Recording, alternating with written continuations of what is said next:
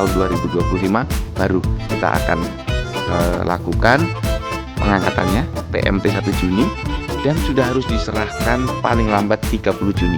Jadi bulan Juni harus tuntas untuk CPNS. Ya 2025 tidak ada lagi program untuk penerimaan CASN dulu. Bisa jadi di tahun 2026 atau 2027. Nanti melihat kebutuhan real dari instansi-instansi.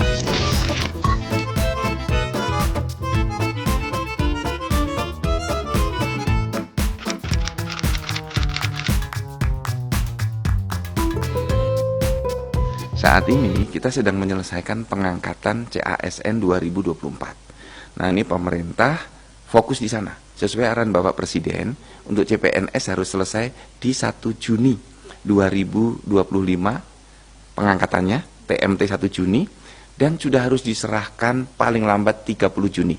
Jadi bulan Juni harus tuntas untuk CPNS. Kemudian P3K, ini masih banyak ini. Yang daftar hampir 1 jutaan tahap 2 ini. Harus kita selesaikan paling lambat di bulan Oktober. Jadi TMT-nya 1 Oktober dan SK-nya sudah harus diserahkan pada tanggal 30 Oktober. Itu paling akhir.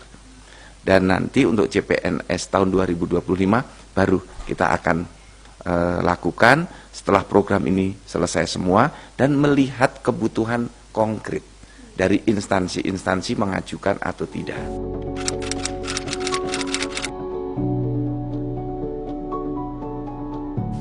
Karena kalau melihat sekarang sudah cukup, ya 2025 tidak ada lagi program untuk penerimaan CASN dulu. Bisa jadi di tahun 2026 atau 2027. Nanti melihat kebutuhan real dari instansi-instansi. Jadi kementerian, lembaga, provinsi, dan kabupaten kota. Kebutuhannya seperti apa. Gitu. Jadi misalnya sekarang sudah tercukupi semua. Tidak perlu ada seleksi di 2025 untuk CASN tahun ini, tapi kita menyelesaikan yang 2024. Tapi kalau ada kementerian lembaga yang sangat urgent membutuhkan, silahkan mengajukan ke Ibu Menpan RB kebutuhan untuk itu.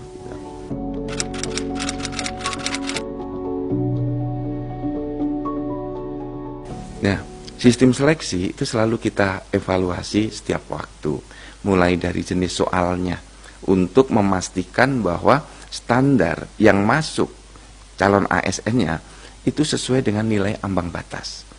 Dan soalnya selalu kita update untuk meningkatkan kualitas calon ASN yang masuk setiap tahun. Ini kualitas soal. Kemudian dari sisi bisnis proses, kita buat semakin sederhana, semakin transparan. Nah, kita berharap semua kementerian lembaga, provinsi dan kabupaten kota cukup menggunakan CAT. Computer Assisted Test, karena di sini tingkat transparansinya tinggi. Sebisa mungkin ditiadakan tes-tes tambahan, ya, sebisa mungkin. Dengan CAT kita menjamin tingkat akurasi yang tinggi, transparansi yang tinggi, dan sudah langsung keluar hasilnya. Anak-anak keluar tes, hasilnya sudah bisa dilihat.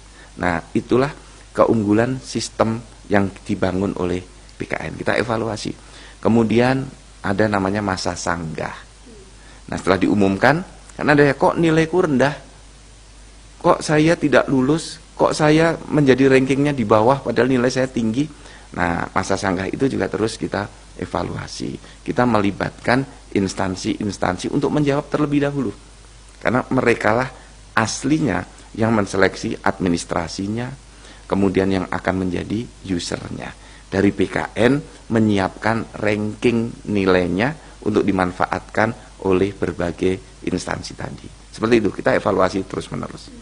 Jadi prosesnya kita bikin bagus dengan harapan hasilnya juga bagus. Nah, di situ transparansi menjadi sangat penting.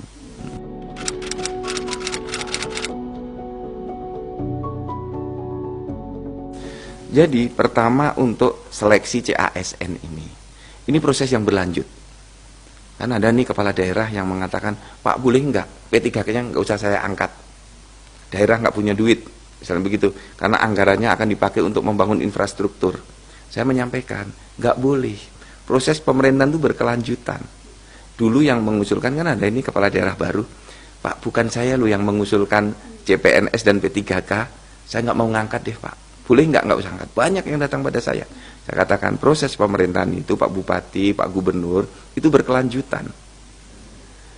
Saya pun memproses ini, bukan saya sebagai kepala BKN yang memproses di awal, tapi kita melanjutkan.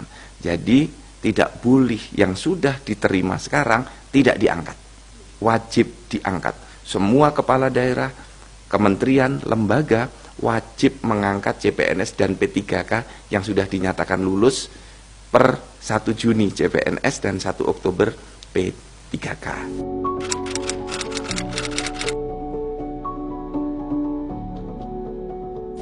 Yang kami lakukan di tahap awal ini oleh BKN itu melakukan mapping.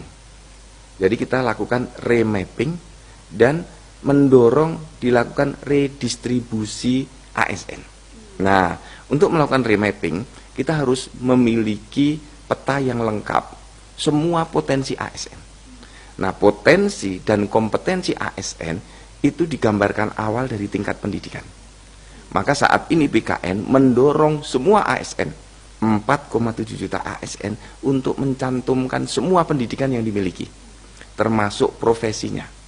Dokter, perawat, bidan, insinyur, notaris, itu dicantumkan semua.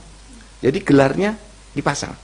Yang S1 pariwisata, diploma 4 kependudukan pencatatan sipil, S2, S3 cantumkan semua agar peta potensi ASN itu terlihat